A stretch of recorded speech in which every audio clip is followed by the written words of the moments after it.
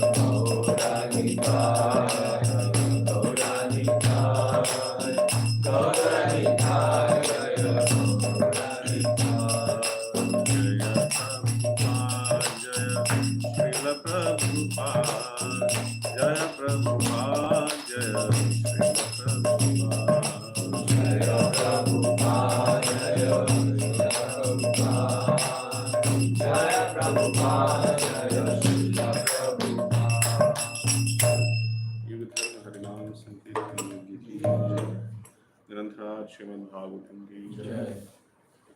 श्रील प्रभुपाद की जय। ओम नमो भगवते वासुदेवाय। ओम नमो भगवते वासुदेवाय। ओम नमो भगवते वासुदेवाय। ओम नमो भगवते वासुदेवाय। ओम नमो भगवते वासुदेवाय। ओम नमो भगवते वासुदेवाय। नारायणं नमस्कृत्य नरं चैव नरोत्तमं देवीं सरस्वतीं व्यासं ततो जयमुदीरये नष्टप्रायेषु अभद्रेषु नित्यं भागवत सेवया भगवत्य उत्तमश्लोके भक्तिर्भवति नैष्टिकी।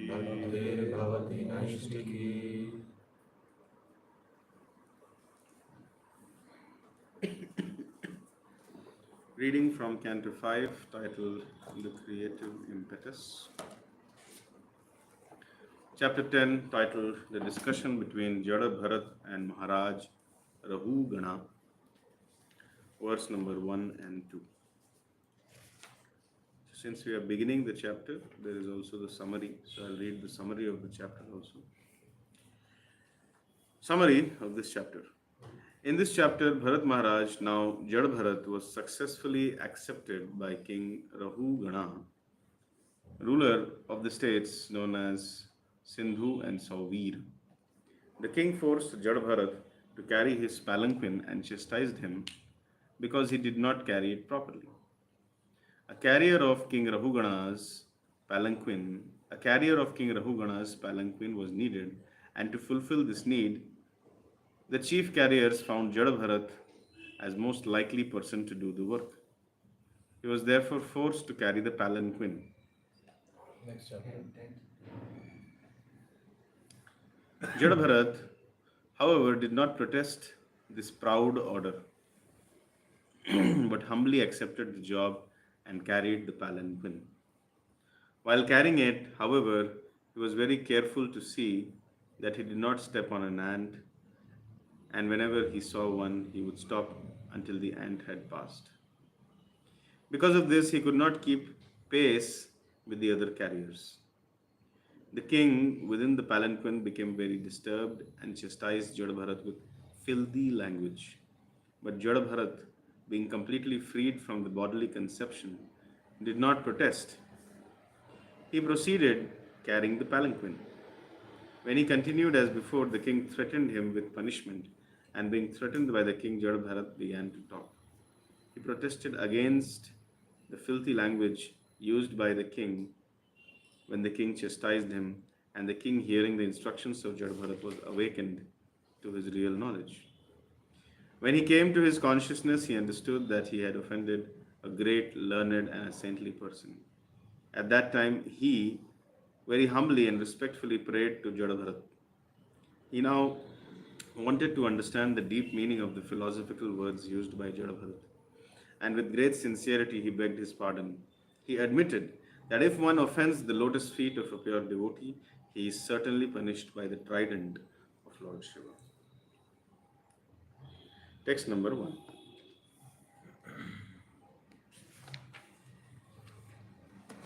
Shri Shuka Uvacha Atha no repetition.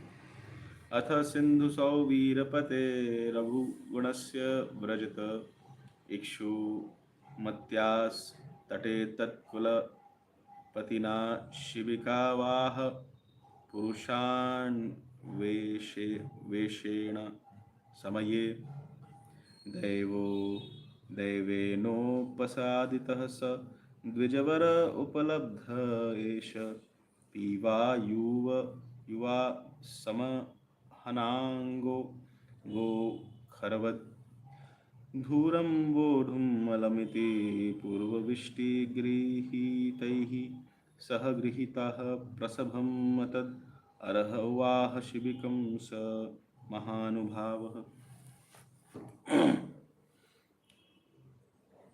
So we'll read the word to word meanings. Shri Shukah Uvacha. Shri Sukha Vacha. Shukadev Goswami continued to speak. Sukadeva Goswami continued to speak. Atha Atha Das Das Sindhu Sauvira Patehe, Sindhu Sauvira Pate. of the ruler of the states known as Sindhu and Sauvira. Of the ruler of states known as Sindhu and Sauvira.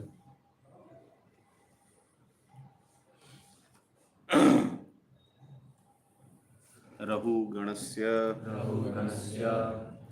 the king known as Rahu Gana, The king known as Rahugana.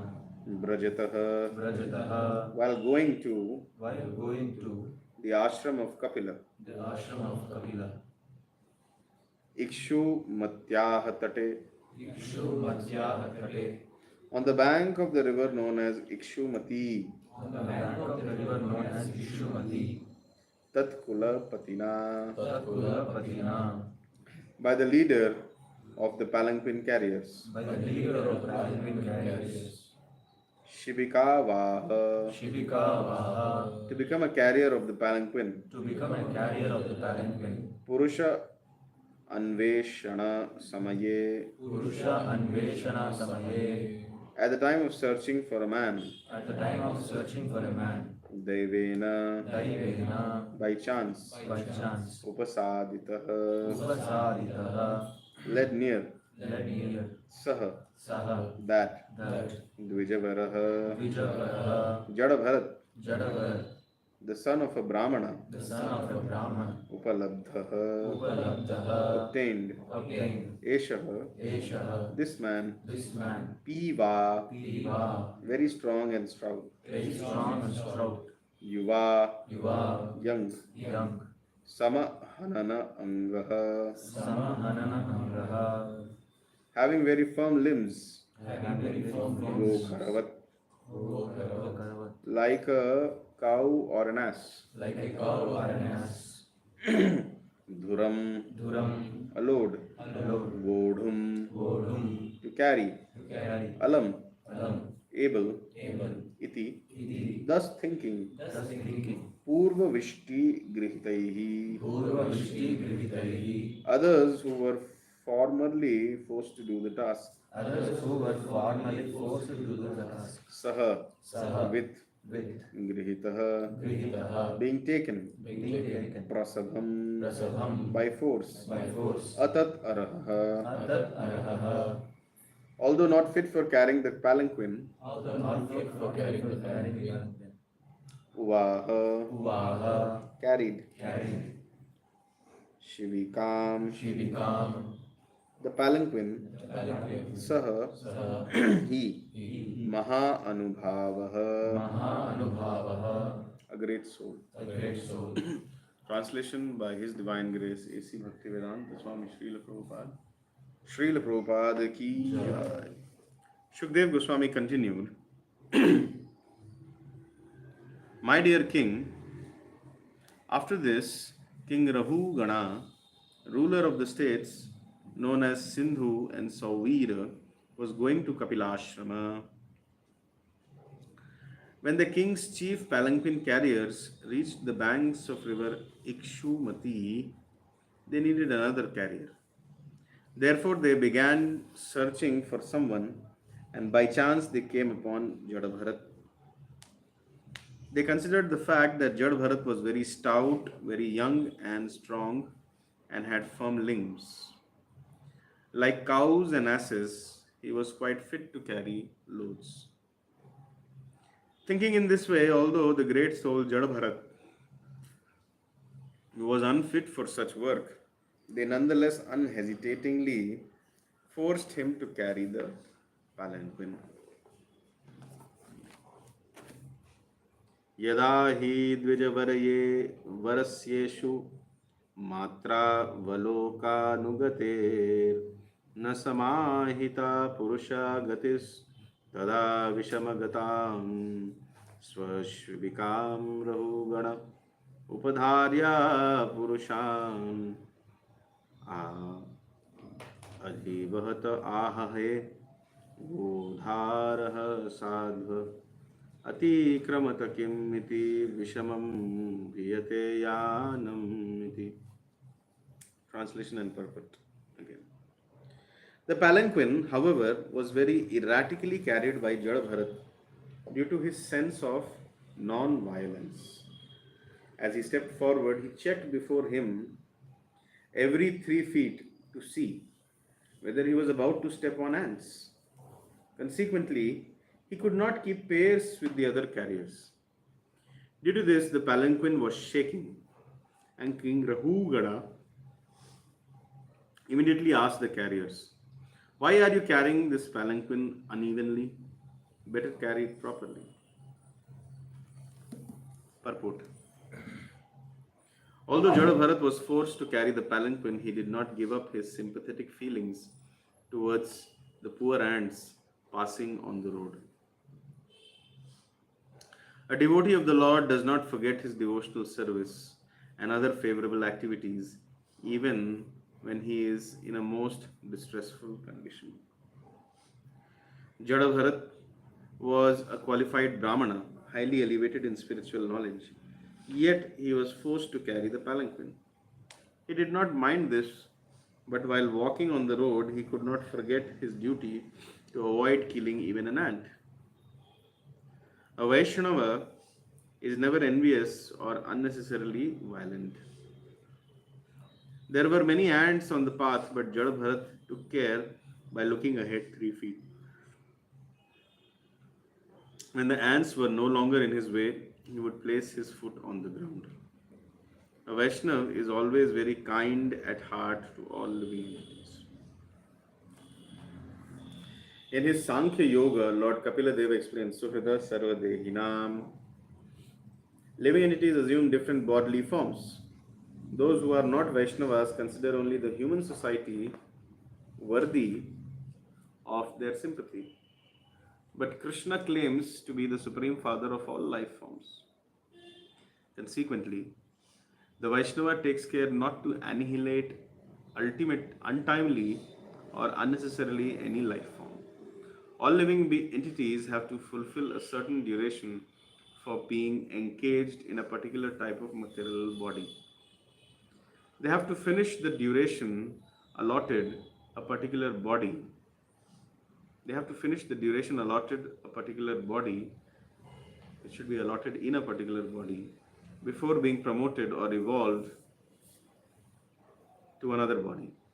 Killing an animal or any other living being simply places an impediment in the way of his completing his term of imprisonment in a certain body. One should therefore not kill bodies for one's sense gratification, for this will implicate one in sinful activity. ममज्ञानतिमिरन्धस्य ज्ञानाञ्जनशलाकया चक्षुरुन्मिलितं येन तस्मै श्रीगुरवे नमः।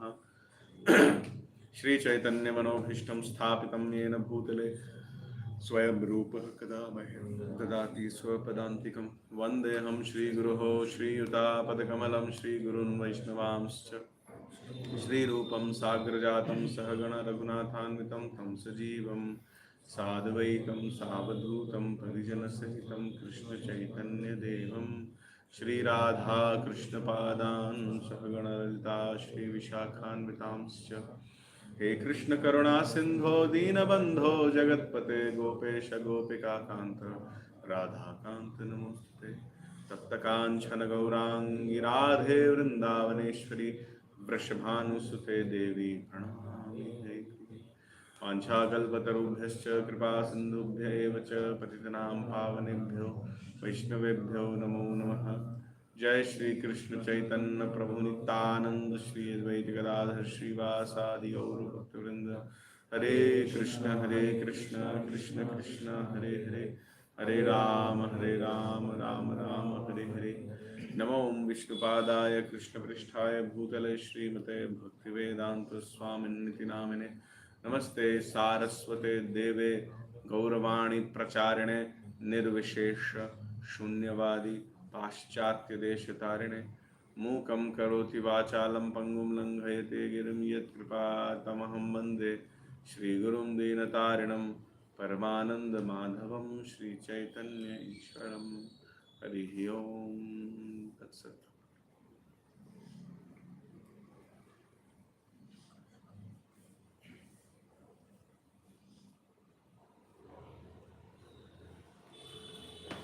Hare Krishna. Maharaj Rahugana meets Jada Bharat. So this meeting is not an ordinary meeting. That's why it has come in the pages of Srimad Bhagavatam. Although the text says that just by chance they met Jada Bharat and by chance they employed him as a palanquin carrier. But we all know that it is not by chance. By chance things don't happen in anybody's life for that matter.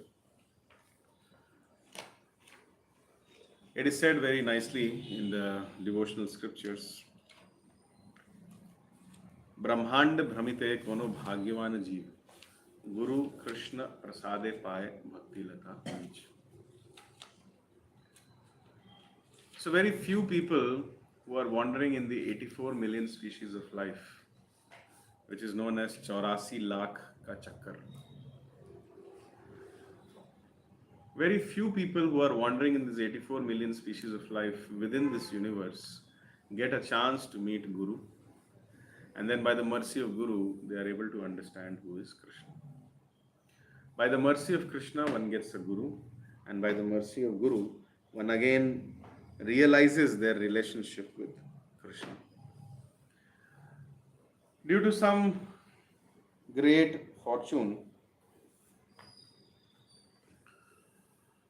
due to some great Agyat Sukriti, the fortune of Maharaj Rahugana has started to rise. He has met someone known as Jada Bharat. Jada Bharat is a person who is very deeply situated in the level of prema, complete, unadulterated, unalloyed love for the Lord. And he is completely oblivious of the external surroundings. That's why his name is Jada Bharat. It is said, Murkhanam Sabhayam Panditaya Maunam Bhajayi. Amongst the association or amongst the society of fools and idiots, a Pandit should keep quiet. So, for a person like Jada Bharat, who is absorbed in loving devotional service for the Lord and who is completely beyond the material existence, this material existence is completely idiotic and something which makes no sense for him. So, in such a society of materialistic people, Rahugana to a huge extent, he likes to keep quiet. So, therefore, he became very recluse and very much absorbed in his own existence. And then, as the katha or as the pastime continues, there was this great king who was the ruler of the states known as Sindhu and Sauvir. And he was going to Kapilashrama. Why he was going to Kapilashrama? Because Lord Kapila is staying there. So even great kings want to take association of great personalities.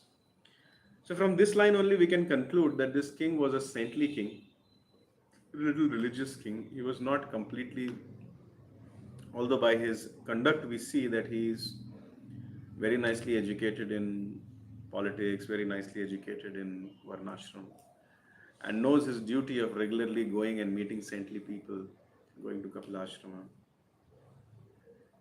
But still, he was very much affected by the mode of passion, being a ruler. That's why even a slight discomfort he cannot tolerate. Spiritual life means Tranadapi Sunichena Taro Riva Sahishnama Amanina manadena kirtanya sadahari. This is the basis of spiritual life.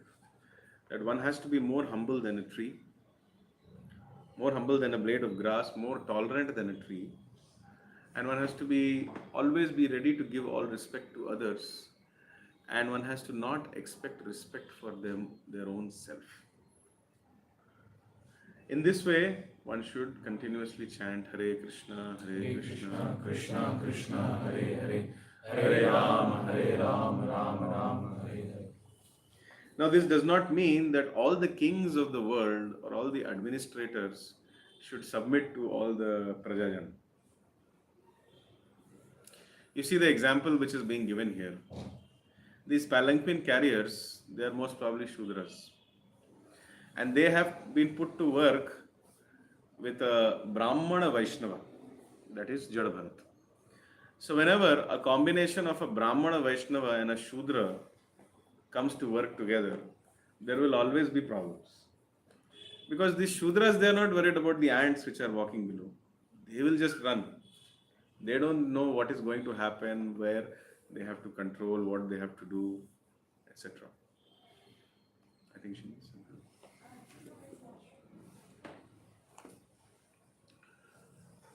So, whenever a combination of people from different varnas come together, there will be obviously some problems.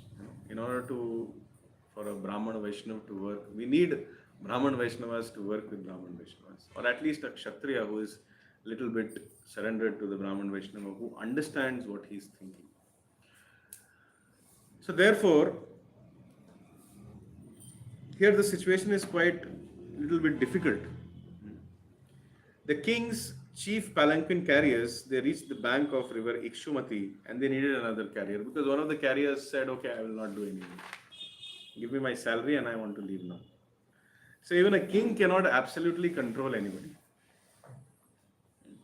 He can say, I am the king of Sauvir and Sindhu, and every living entity, whether it is human being or an ant in this province is my praja and I rule you absolutely. You should, until you die, you should carry the palanquin. Even a king cannot speak like this. King knows that if he will stop giving his salary, then nobody will work for him. So one of the palanquin carriers said, enough is enough, boss. You are the king, you will be king in your house. Now it's time for me to go to my house, give me my salary and I'll leave. So three were there, one more was needed. So they began searching for someone and by chance they came upon Jadabharat. So it was not a matter of chance. It was a matter of providence. It was a matter of careful planning by Lord Krishna. Lord Krishna brought the spiritual master Jadabharat in contact with the sincere disciple Rahugana. And in this way, they both met each other. And this meeting was carefully planned by Lord Krishna only.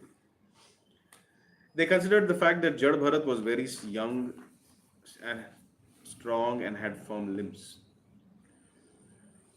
So he was a very nice person from a nice Brahminical family. Because he was a liberated soul even in his previous lives. So generally, such people have a good bodily constitution also. Here, the word is used here is go kharavad dhuram. Generally, cows are never seen carrying loads. Bulls are seen carrying loads. So bulls are seen carrying loads, asses are seen carrying loads. But why every time go khara word comes? Srila Vishwanath Chakravarti Thakur explains that go khara is actually meant for those donkeys, kharas, who carry the chara for the go khara. So it is not a abuse to mother cow. It is go kharavad is a specific category of donkeys who carry chara or load for the cows to eat. Otherwise, we never see cows carrying load. So go kharavad, just like donkeys, they carry a lot of load. It seems Jada Bharat was also very fit for carrying the load because he was strong. Thinking in this way, now you see these Shudras, they cannot see the Brahman effulgence of Jada Bharat. By seeing his absorption in Krishna consciousness, by seeing his meditation, by seeing his great bodily constitution, There are some bodily features by which you can recognize a great personality. Mahanubhavaha, that is the word which is just like Sarvabhaum Bhattacharya recognized Lord Chaitanya. These Shudras, they could not recognize him, they could not understand what is going on, who is a spiritual master and who is a palanquin carrier. This is the difference between a Shudra and Rahugana. When he heard the words of Rahugana, when he heard the words of Jada Bharat, he immediately understood who is Rahugana. But these Shudras, they will never understand. They will be like, we need just one person, we need a shoulder. And this shoulder looks very strong, so you please come. So thinking in this way, although great soul Jada Bharat was unfit for such work, they nonetheless unhesitatingly forced him to carry the palanquin. So this is the difference between a Vaishnava and a non-Vaishnava. A Vaishnava, before doing anything, will think many angles. They will always analyze everything from many, many spiritual angles. For example, when a Vaishnava needs help, he will think, okay, I should ask help from others. However, when I ask help from others, will it be of some discomfort to them? Will it result in some problem in their life? Will it mean that they will have to compromise their sadhana to help me? Will it mean that they will not be able to progress towards Krishna consciousness? Will they be enthusiastic enough to do this service? Will they be cursing me to do this service? So many questions a Vaishnava will ask. This reminds me of the very nice incident when Madhavendra Puri was ordered to get some chandan by the Lord. He could have told that I am the spiritual master here, and you know what, the Lord has come in my dream and he has given me a very, very important instruction. So all my disciples, kindly go and do this. He could have done that. He could have said that if I sit here and if I give a class or a lecture, that will benefit me and all of you more surrendered souls unto me. What will me going personally, an acharya, going and fetching some chandan, how will it help anybody? Let me just sit in one place and continue the lecture and be the leader and save everybody and take everyone back home, back to God. Besides this important instruction which has come from Lord, you, my disciples, have to take care. He could have spoken like that, but he didn't do that because he was a serious Vaishnava. He understood that because the Lord has given me this instruction, I have to do it. And everything else, the Lord will take care. And I should not put others into a problem because of this instruction which I have got from my spiritual master or the Lord. So he went and he showed the path. Bahu Parishrama, what is that verse? Bahu Parishrama, Remuna Anila, Ananda Ganila Man, Dukkhana Ganila. So in the line of service to the Lord, the distress also which comes, which it becomes the greatest bliss for a sincere devotee. But these palanquin carriers, they are not Vaishnavas, it is very clear. They just want to engage anybody and everybody to whatever, and unhesitatingly. They didn't even check that, my dear Jada Bharat, you are sitting here. Did someone ask you to sit here? Are you doing some other work? Have you come here for some purpose? No, we don't want anything. You just come and the king is here.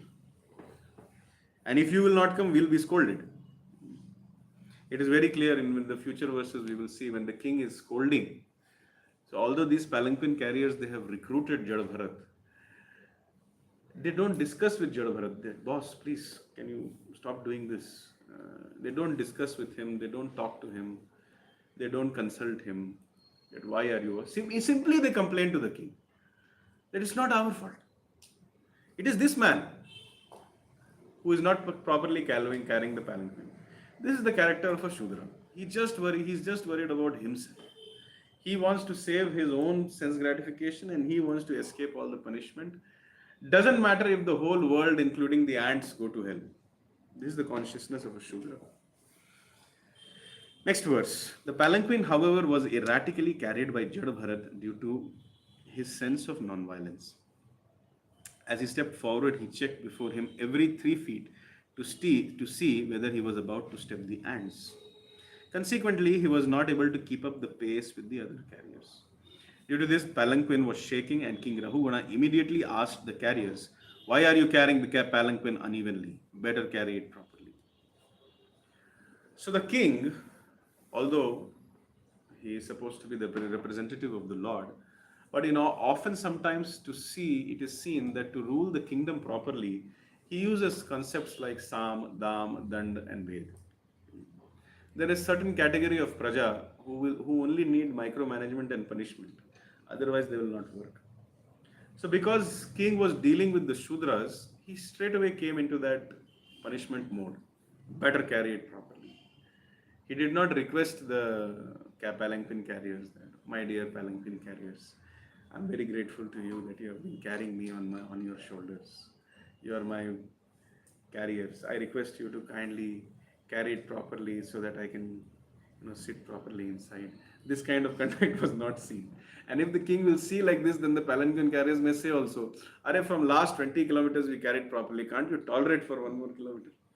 So that is an offense. So humility does not mean that one has to go on surrendering to everybody whom they meet. Humility also does not mean that if someone slaps you on one cheek, you show another cheek. That is not humility. Humility means another one angle of humility is using the respect which you are getting from others to make people to chant Hare Krishna. This is also humility. Wherever someone is going, they are getting respect. Use that respect. Yes, I have come to your house. Yes, Prabhuji, thank you for coming. Okay, now let's sit and chant Hare Krishna. So this is called as humility. Wherever you get any respect, wherever you get any dakshina, or wherever you get any prasadam, use it. Use it. Whatever you get, whether you get respect or whether you get disrespect, try to use it in the service of the Lord. So using the respect which we get in order to make people Krishna conscious is called humility. And the king uses his position as a king to keep law and order in the society, because only a society which is having law and order has a good chance to become a Krishna conscious society.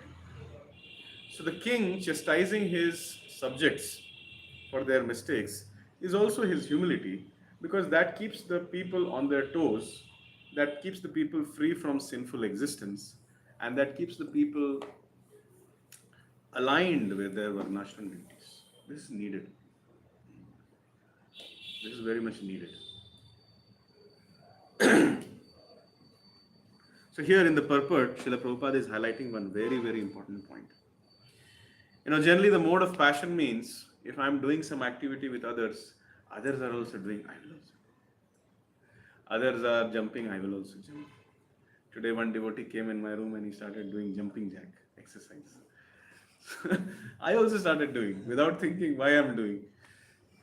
So that was the mode of passion. वो कर रहा तो हम भी करेंगे. So Jada Bharat was not in that consciousness. The other three palanquin carriers, they were like, we have to walk very nicely, we have to make sure that the king doesn't meet any discomfort or something. But Jada Bharat was more concerned about his duties. His duty was what? He did not give up his sympathetic feelings towards the poor ants passing on the road. A devotee of the Lord does not forget his devotional service and other favorable activities even when he is in a most distressful condition. So this is something for me to meditate upon. Generally, when I face some distress, whether it is distress because of my mind, or whether it is distress because of the body, or whether it is distress which I am getting because of others, or whether it is distress because of the natural seasonal changes, the first thing which I do is I compromise my devotional service. I will not do. I will not do my services. I will not come for Bhagavatam class.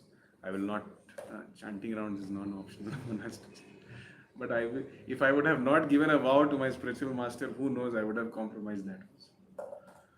So, but advanced devotees, doesn't matter what kind of distress they are in, whether it is because of others or whether it is because of their own mind and body, or whether it is because of the seasonal changes, they never compromise their spiritual duties. This reminds me of the Vrajavasis, when they have been put in so much distress because of the rain and the winds which are coming, because of Indra becoming angry, Lord Indra becoming angry. The only duty of the Vrajavasis was to always meditate on Krishna, never forget Krishna, always remember Krishna, and always take shelter of Krishna. That was the only duty they had. They had no other duty. All their activities were simply revolving around how to take shelter of Krishna through my activities. The gopis, they had become expert at creating spontaneous poems on the activities or the leelas which the Lord was doing. The gopas, they had become expert at pleasing Lord Krishna. When they used to come back from the Gocharan Leela, they used to also recite poems on the pastimes which the Lord is doing. The elders, the only aim of their life was to, get some nice dress, nice jewels for the jewel of Vrindavan, that is Lord Krishna. Similarly, everybody was simply focused on how to make Lord Krishna happy. Anything he used to do, whether it would be big or small, they would always bless him. May you, be all. I was reading in the Govardhan Leela, they give him 4 benedictions after the Govardhan Leela. First benediction which they give him is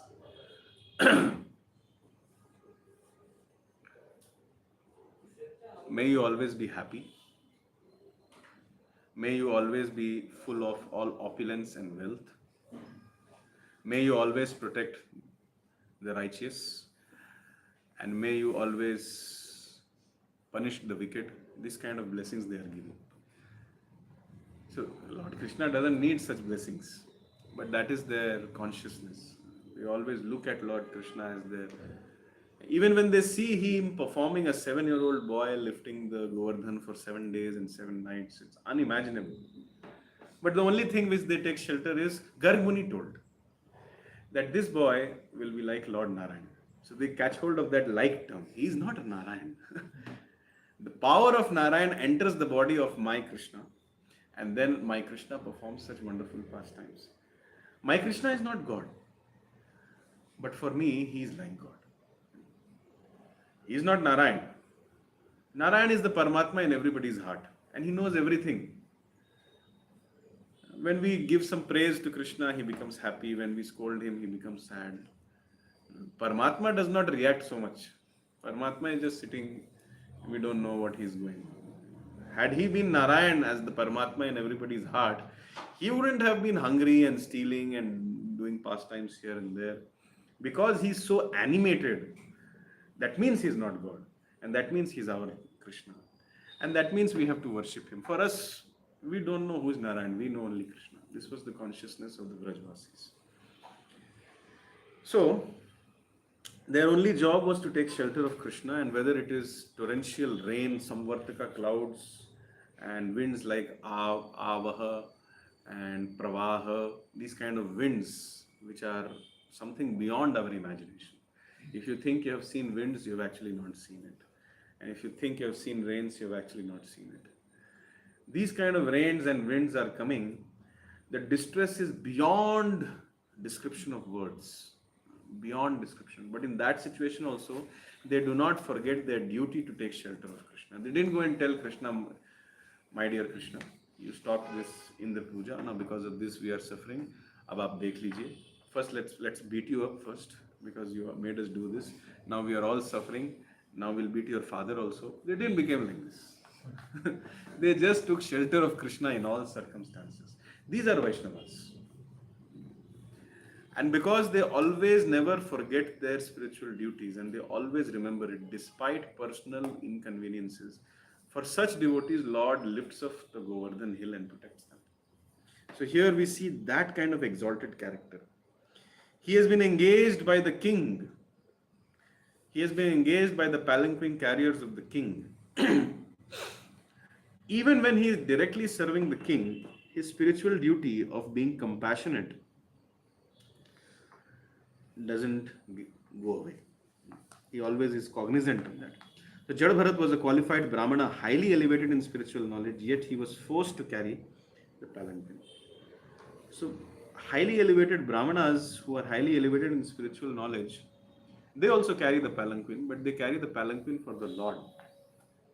They carry the palaki of the Lord because they are spiritual masters of the society.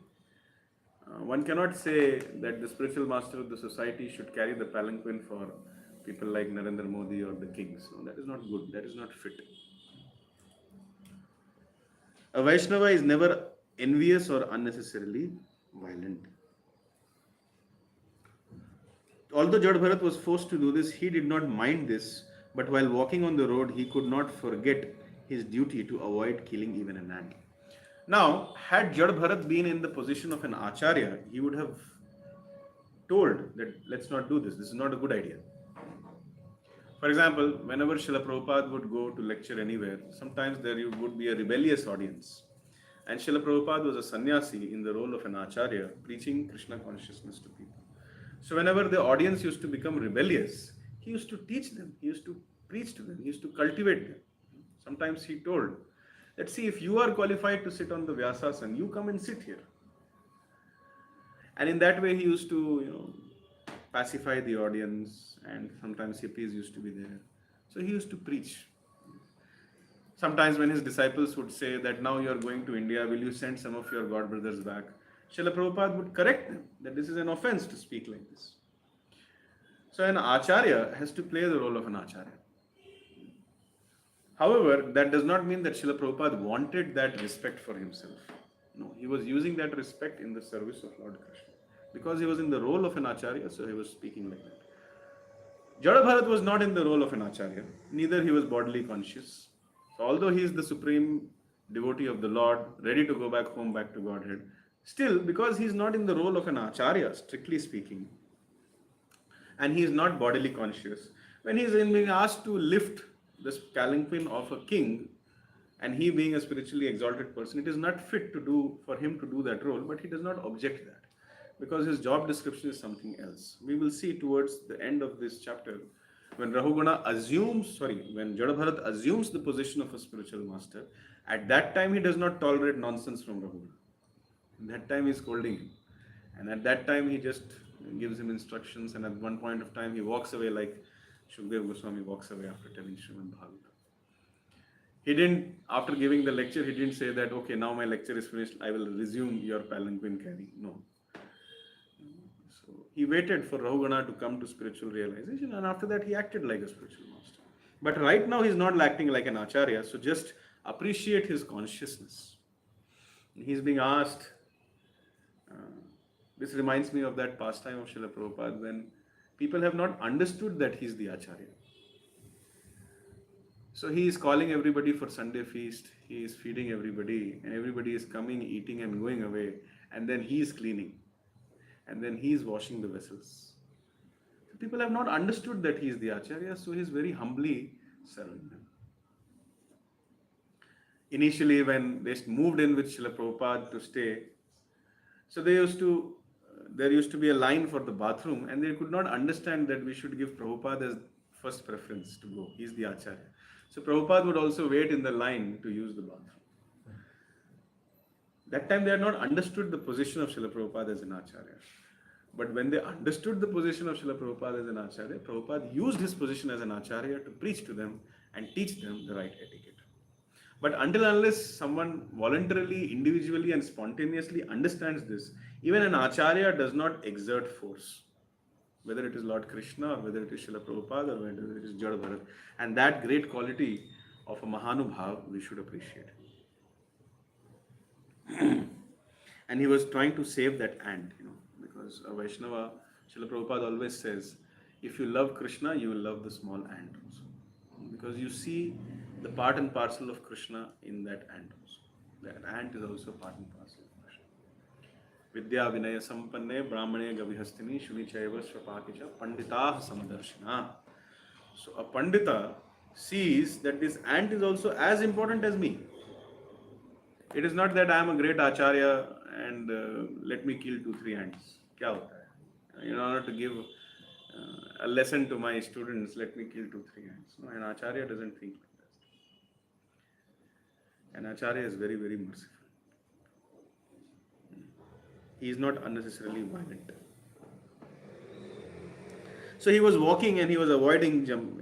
We can compare this pastime, the Mrigari pastime, is a very violent, serial, atheistic, not atheistic, violent, serial, sadistic killer He used to take pleasure by killing the animals, but by the touch of Narad Muni, he became such a great Vaishnava that even while offering obeisances to the spiritual master, when one is supposed to forget everything and just surrender in that moment of chanting the pranam mantra, even in that moment, he could not forget his duty of not hurting someone else, that is the ants.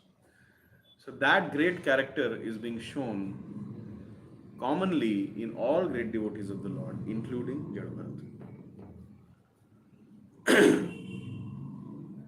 So when the ants were no longer in his way, he would place his foot on the ground. A Vaishnav is always kind at heart to all the living entities. In his Sankhya Yoga, Lord Kapil Dev explains, Surada Sarva Dehinam, living entities assume different bodily forms.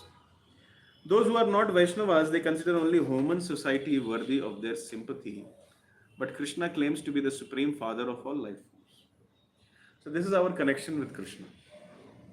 Krishna is the father of that pigeon also. Krishna is the father of the ant also. Krishna is the father of the sparrow also. Krishna is the father of the squirrel also. So, in all circumstances, one has to understand that I'm not more important than that squirrel. Why are we afraid whenever we go to the forest? Why are we afraid of the lion or the tiger or the squirrel or the elephant? Because we feel that my life is more important than that elephant. This is the root of enviousness, where we feel that I am more important. My sense gratification is more important. And even the animals who are there in the forest, they can sense such kind of a consciousness. Therefore, they also attack. Marenge isko. This fellow is a high-headed person. He has come to the forest. Let's kill him.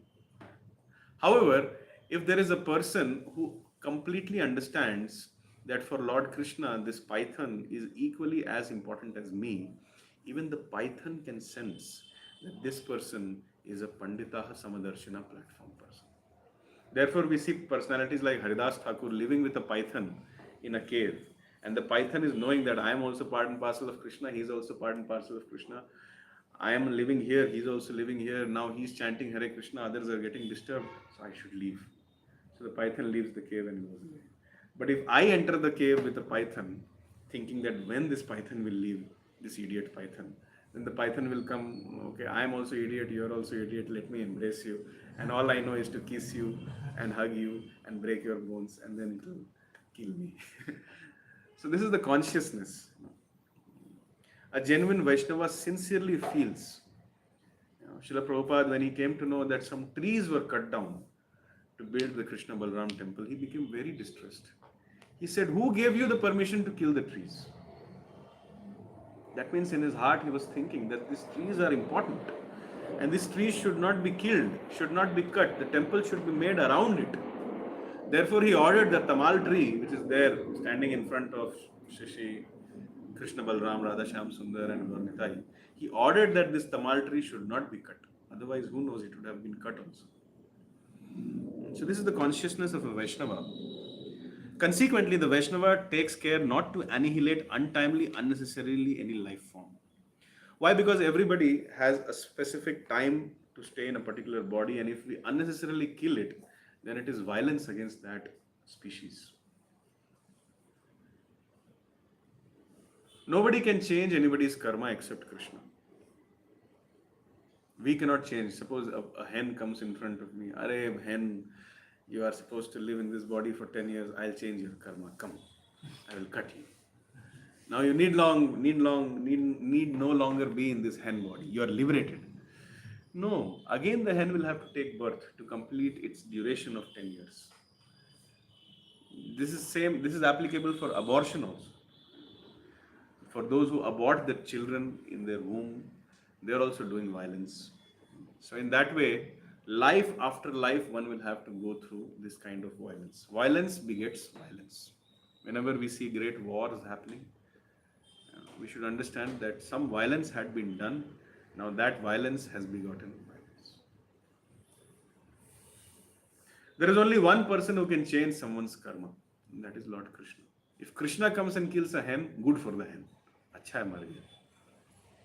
But if we kill a hen, it is bad for the hen also, bad for us also. Lord Krishna was ordered by his spiritual master, Sandipani Muni, that go and get my son wherever he is. So Lord Krishna searched everywhere and he found out that his son, spiritual master's son, was in some other form residing in Yamalok. And according to his karma, he was supposed to go through some more lifetimes and some more, what can I say, actions and reactions. But Yamaraj takes note of the point that, my dear Lord, because you have come to personally take him, this means that his karma is finished. So there is only one person who can change someone's karma, and that is Lord Krishna. So let him decide when someone will die, when someone will take birth, and let's not become influential in between, or let's not try to arbitrate in between.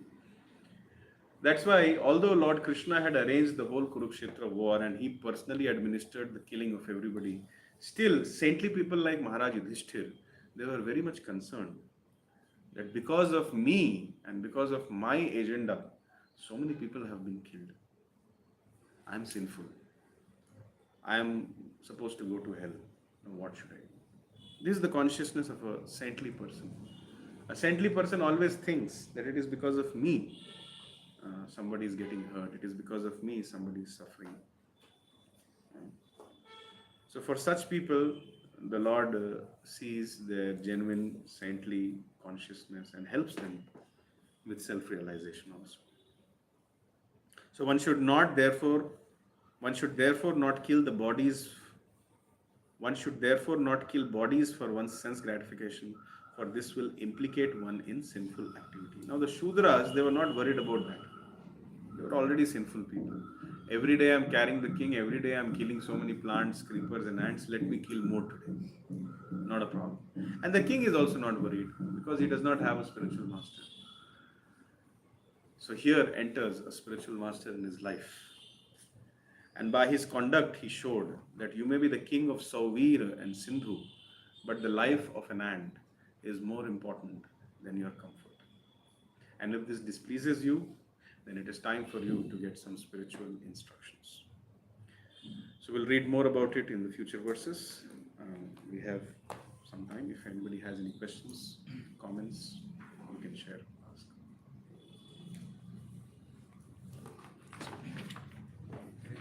Thank you for the nice class. Highlighting various things of Christ qualities. So the question which is, as you are mentioning in the class, so spiritual master of great saint comes in one's lives. It's not by chance. It's by the Lord's providence, God's will. So, but why Prabhupada is written? It's by chance. It's written in the written. By chance, Yadrichaya. By chance, my understanding here is that the common people cannot understand how it happened. Although it is an arrangement of the Lord, but because the pastimes of the Lord are not understood by us, it is not, we cannot understand. So therefore the Bhagavatam often says Yadrichaya, by chance, by providence, by the Lord's will. We as readers of Bhagavatam, we understand that nothing happens by chance. However, here it is being told by chance because for the palanquin carriers, it is a matter of chance that one of the palanquin carriers went away, and coincidentally one is sitting there, another hefty, strong, stout person. So let us bring him here. So in that context, I think it is written.